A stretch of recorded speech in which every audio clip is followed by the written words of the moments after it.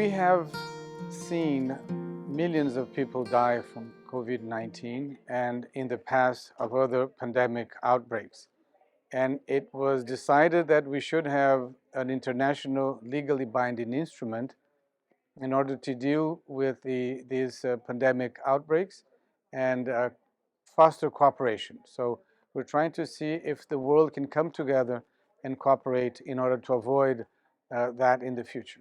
The international health regulations were most recently amended in 2005 and are the basis for all member states for pandemic and other health emergency prevention, preparedness, and response.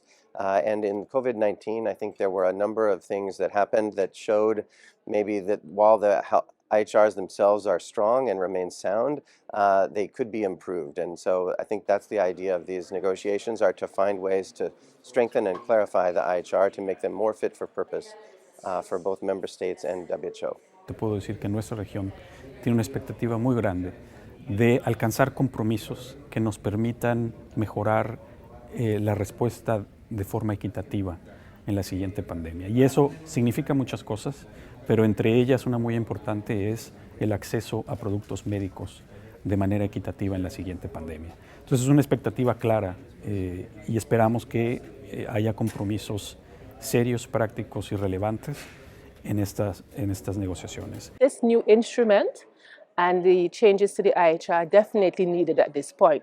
We saw during COVID, and before COVID, we saw during Ebola, the importance of having an instrument, having regulations, having something that's appropriate, but at the same time that there are different contexts.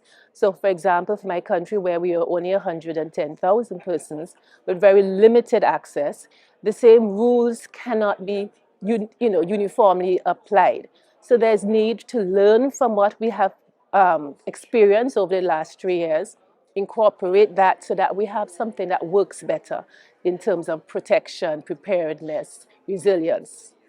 Every aspect of the international agreement is important to the whole region, but particularly the fact that we need to have more centers of production of what we call the medical countermeasures, be it vaccines, therapeutics, diagnostics.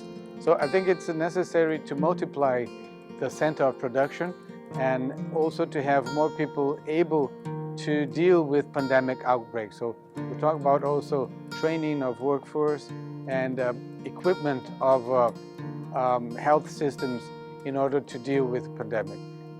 As long as we are able to do that with this international agreement, the region will gain and countries like Brazil will also gain.